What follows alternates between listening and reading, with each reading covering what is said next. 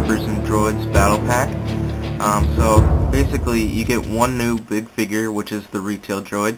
You also get a somewhat new figure, which is the, I guess you can call that the flight battle droid, or the jetpack battle droid, the super battle droid, but it is just a repaint. And you get two 327 Star Corps clone troopers. But those guys are just repaints, so they're nothing really too special. So anyways, as you can see, there's the front of the packaging. Here's the bottom. Shows how you assemble the retail droid. You just have to snap one of his arms in. And then here's the back. Shows the other battle packs from the wave. Also has the details here for the card game. Then it's got individual bios for each one of the characters. And then it got a whole entire bio on the top. It says, clones and droids battle each other during the Clone Wars. Each army, human and mechanical, builds an arsenal of skills and weapons throughout the conflict as new challenges arise. The clone troopers of the elite 327 Star Corps under Commander Bly clash with their robotic enemies throughout the entire span of the war. The troopers devise new combat strategies as the Separatists develop more powerful droids. So that's what it says for the normal bio. And it says clone troopers. Clone troopers apply all of their military training, warrior skills, and weaponry to battle the endless army of the clankers during the Clone Wars. This says retail droid. The technical name for the retail droids is LR-57 combat droids. Used by the Separatists, they check for enemy activity, sounds, movements, or anything that seems suspicious. Now the super battle droid. These heavy infantry droids are powerfully built, heavily armed, and are very strong. Some versions are specially equipped with flight packs for aerial combat. So that's what it says. So that's pretty much it for the packaging part of the review, and I'll see you guys in the next part.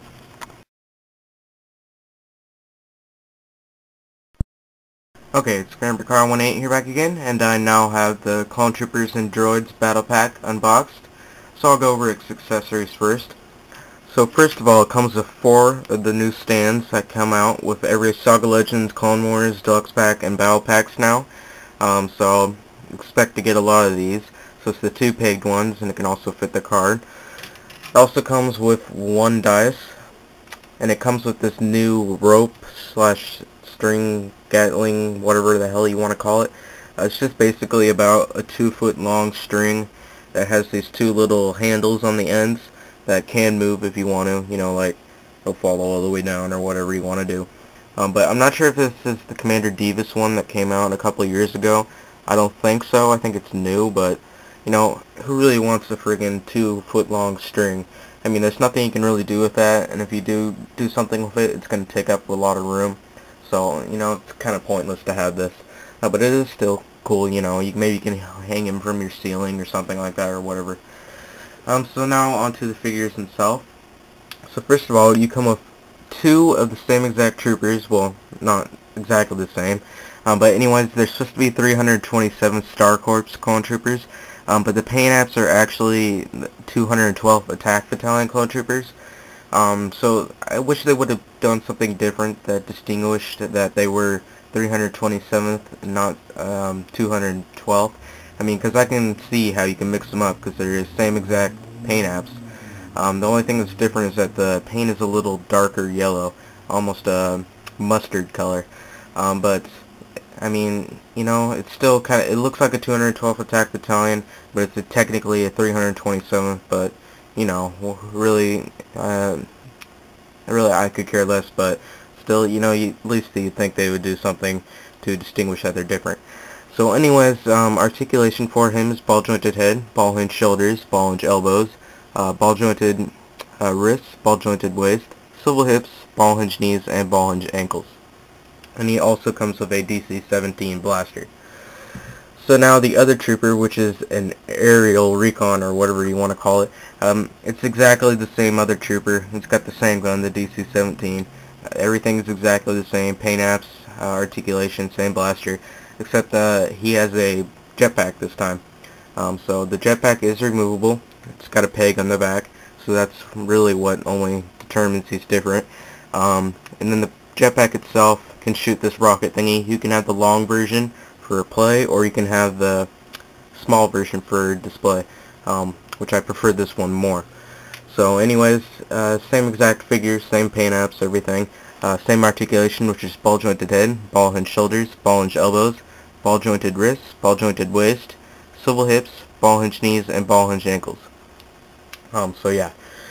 So now on to the droid figures.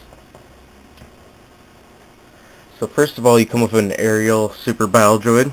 So this one is I believe this is from Jedi Lost, or I can't remember what that episode's name was. But it was with the Lurman, you know, when Anakin gets injured and they have to go find somebody to help them, and they find these Lurman people. So anyways, it's basically from that episode, the beginning of it. So it's got the same paint apps as it, which is really nice. It's got the gray-blue stripes going down here. Pretty cool. But it is an exact repaint of the Super Battle Droid, so there's no added articulation or detail or anything. So articulation for him is ball-jointed shoulders. He's got hinged elbows along with swivel. He also has ball-jointed waist, and he has swivel hips. So no knee articulation or no ankle articulation at all. So yeah. I mean, I wish they would get to redoing this figure and adding more articulation and make it so where you can stand up better. But still, it's a really nice sculpt. It's really nice looking. Even got the blaster sculpted in there. So, pretty cool figure. And also, one thing which is really cool is they even went the extra mile and included the jetpacks it's supposed to have in here. Even though they didn't sculpt it, they just painted it in there. I believe it's not really sculpted in there. It's just like the actual vent things themselves. And also what's really cool is also got this writing on here, which is in a Brish. I believe that's how you call it. It's the language that they use for the Star Wars writing. So that's pretty cool. I'm not sure what it means just yet, but I'm pretty sure somebody will decode it pretty soon. So yeah. So now on to the reason why I bought this battle pack, which is the retail droid. So it's a very large figure, as you can see. It stands out pretty well. One thing I was quite surprised is when I opened it is that his legs are very stiff, which is a good thing. I was suspecting that he would, you know, be like really flimsy legs and he would fall over all the time, but I was wrong. His legs are actually made of hard plastic, not soft rubber. So he stands up pretty well, actually. You know, since his torso is so large, you'd think he'd just fall over all the time. But it's quite different story. He stands up pretty well, and you can even get him up to a higher pose if you want to. So I'll show you that. You can get him up to a tall like this pose, which is really cool. Make him tower over the other clone troopers and droids and whatnot.